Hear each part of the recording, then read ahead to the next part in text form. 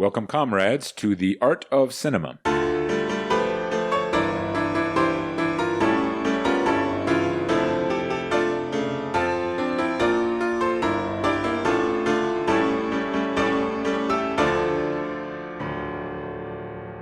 I am Colonel T, Minister of Propaganda of the People's Republic of F. And I am your glorious leader, General Secretary F. Colonel, when the tycoons and industrialists feed the workers capitalist slogans, the workers will listen today, they will listen tomorrow, they will listen the day after tomorrow. But on the fourth day, they will say, to hell with you. Indeed, sir. At number 4 on our list of the top 10 films of the 2000s is The Bourne Identity. On a rainy night, some Italian fishermen happen to find Matt Damon floating unconscious in the Mediterranean. They rescue him and remove 2 bullets from his back. So, Matt Damon had been shot?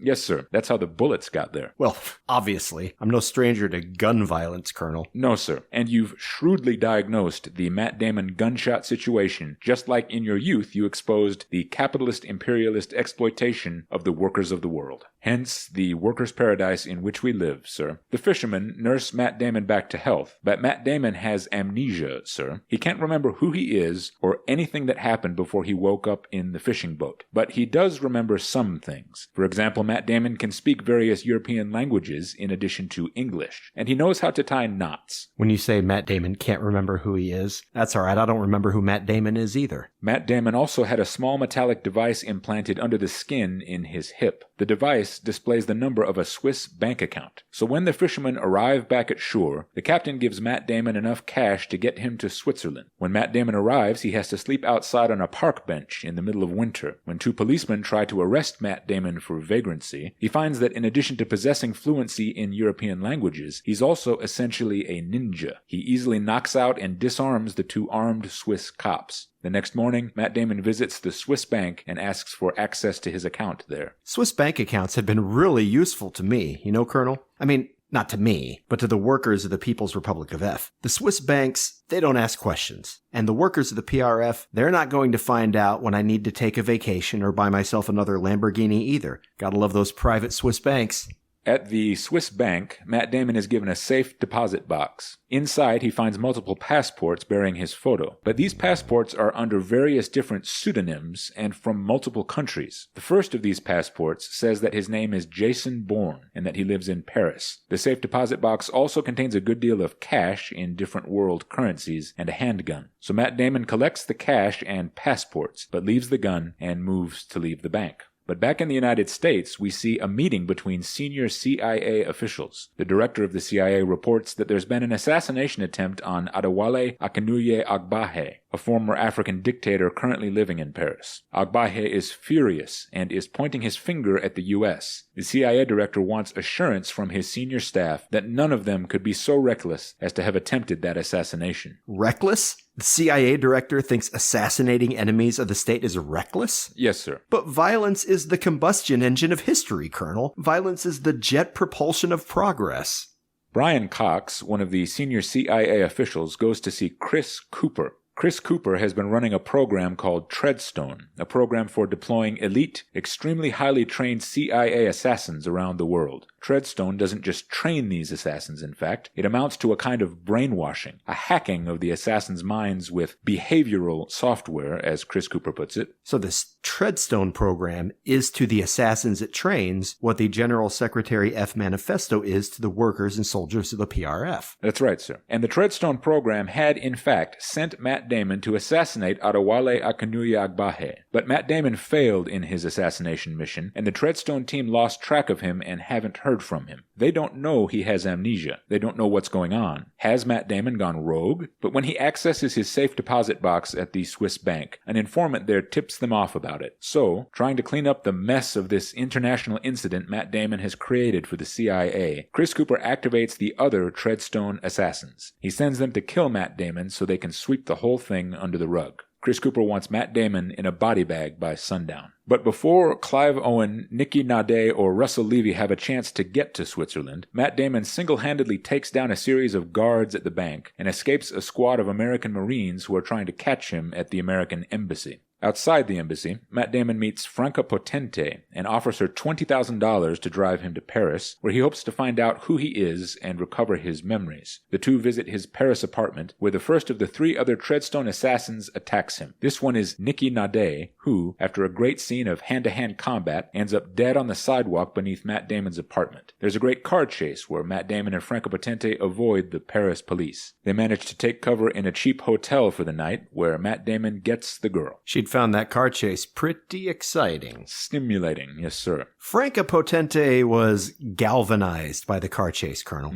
For me, on the other hand, it's more about all the gun violence and Matt Damon's crusade against his capitalist, imperialist American oppressors. Clive Owen assassinates Adewale Akinnuye Agbaje, and Chris Cooper tells Brian Cox that Matt Damon shot him. So Matt Damon is now the patsy, sir, and the full force of American espionage is upon him. Okay, so it's like what we did to Oswald back in the 60s? The very same tactic, yes, sir. You know, nothing makes me smile more than how Americans think it was the CIA and the mob and the Cubans and LBJ and all that. Nobody suspects the PRF for some reason. I can't figure it. Well, that plays to our advantage, sir. Maybe we shouldn't be tipping our hand here on The Art of Cinema. Well, nobody watches this show anyway. That's true. Anyway, as Matt Damon and Franca Potente continue to investigate Matt Damon's real identity, Matt Damon figures out that he's an assassin. He realizes it was him who tried to assassinate Adewale Akinnuye Agbaje on his yacht in the Mediterranean. And that's how he ended up shot and floating in the water for the Italian fishermen to find and rescue. He still can't remember anything before he woke up on their boat, but Matt Damon knows what he is now.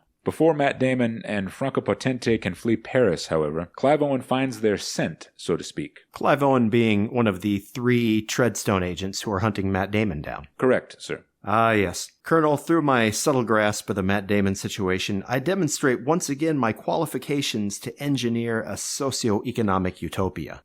So Matt Damon and Franca Potente flee Paris and hide out in a rural French chateau owned by a friend of Franca Potente's. Matt Damon tells Franca Potente that he doesn't want to go back to his old life now that he knows he was an assassin, but Clive Owen tracks them down at the French chateau with help from Chris Cooper and the Treadstone team back in the U.S. Matt Damon and Clive Owen have a showdown, and Matt Damon gets the upper hand, demonstrating that of all these ninja-skilled Treadstone assassins, he's the best of them. You know, I feel like for the economy of speech, they should really combine ninja and assassin to ninja-assassin. As Clive Owen lays dying of a shotgun wound, he and Matt Damon bond a little. They talk briefly about what it's been like for them to live in isolation and loneliness, their minds wrecked from the CIA brainwashing that's made them into elite assassins. Look at what they make you give, says Clive Owen, and then he dies. So when Clive Owen says, look at what they make you give, that's really a metaphor for how the capitalist industrialists make Clive Owen give them the fruits of his own labor, all while depriving him of the productive work that would be psychologically fulfilling for him. In other words, more than a mere physical death, Clive Owen dies socioeconomic death at the hands of the capitalists. Matt Damon takes the equipment that Clive Owen had with him. He's able to use Clive Owen's phone to call Treadstone and speak to Chris Cooper and Brian Cox. Matt Damon tells Chris Cooper to come meet him in Paris so they can sort out the whole mess. Matt Damon uses his ninja assassin skills to infiltrate the safe house Chris Cooper is operating from. In the confrontation with Chris Cooper, Matt Damon finally remembers his assassination mission. He'd had a gun up to the head of Adewale Akinnuye Agbaje, but he couldn't pull the trigger because the African dictator's wife and children were all there in the room. The moral conflict a soldier faces had finally overcome Matt Damon's assassin training. So Matt Damon tells Chris Cooper that he's going to go back to the CIA and tell them that Matt Damon is dead. If Matt Damon even feels someone behind him from this point forward, there is no measure to how fast and how hard he'll bring the fight to Chris Cooper's doorstep. After Matt Damon fights his way out of the safe house, Chris Cooper is shot dead by the 3rd of the Treadstone assassins who'd been activated to hunt Matt Damon down. Back at the CIA, Brian Cox quietly closes the Treadstone program down after having pinned the whole thing on Chris Cooper. Matt Damon tracks Franca Potente down at a shop she's running in Greece, where she rents scooters out to people. So they're back together, and the movie's over. We saw the Jason Bourne influence on James Bond in Casino Royale, sir, which is number 6 on our list of the top 10 films of the 2000s, where the Bourne identity is number 4. But Casino Royale didn't address the theme of the Bourne identity nearly as successfully. What damage does the life of a soldier do to the soldier himself? What would it really do to a person to serve as a spy and assassin? The Bourne identity depicts well how this life compromises Matt Damon's humanity. And what's so interesting in the Bourne trilogy, at least in the first two films is that the Matt Damon character is complicated. We get glimpses of it in this movie, The Bourne Identity, and in the next one, The Bourne Supremacy, we learn that as a young soldier, Matt Damon volunteered to join the Treadstone program. He wanted to do the work to protect his country, his people. In the third film, The Bourne Ultimatum, they go a long way towards changing the story into an uncomplicated, black and white, good guys against bad guys tale. But The Bourne Identity is a story set in the gray area of the real world, where both sides are right and both sides are wrong. A world of gray. Both sides are right and both sides are wrong. In the end, Colonel, it's just sad that the Americans are forced to see the world in these vague, indecisive terms. When I was young, I worked at a factory in Japan, in a West Virginia coal mine, and at a German chemical plant that was financed by the Belgians. I learned something about capitalists in those years. The capitalists are all the same. No matter what country they come from, all the capitalists want is to give you the lowest amount of money for the greatest amount of work. So I became a Marxist, and then a Marxist-Leninist. But even Marxism-Leninism I soon found wanting, because it couldn't synthesize a utopia with atrocity. In practice, of course, the Soviets often did achieve this synthesis, but their theory couldn't resolve the false dichotomy between utopia and atrocity. But with the revolutionary advances in political science that constitute the General Secretary F Manifesto, our ideology can at last explain that utopia and atrocity are not opposite ends of a polarity. No, utopia and atrocity meet and are joined at the top to form a perfect circle, a synthesis, as it were. In my hands, and thanks to my transcendent genius, that's what the dialectic allows, Colonel. Utopian atrocity or an atrocitarian utopia. Workers and soldiers of the People's Republic of F, The Bourne Identity is number 4 on our list of the 10 best movies of the 2000s. This has been the art of cinema with our glorious leader, General Secretary F. Let us maintain vigilance against the ever-looming threat of an American invasion. You are required to report any non-participation or dissent amongst your comrades. Don't forget to tune into the art of cinema again next time to discover which film ranks at number 3 in your next mandatory re-education session.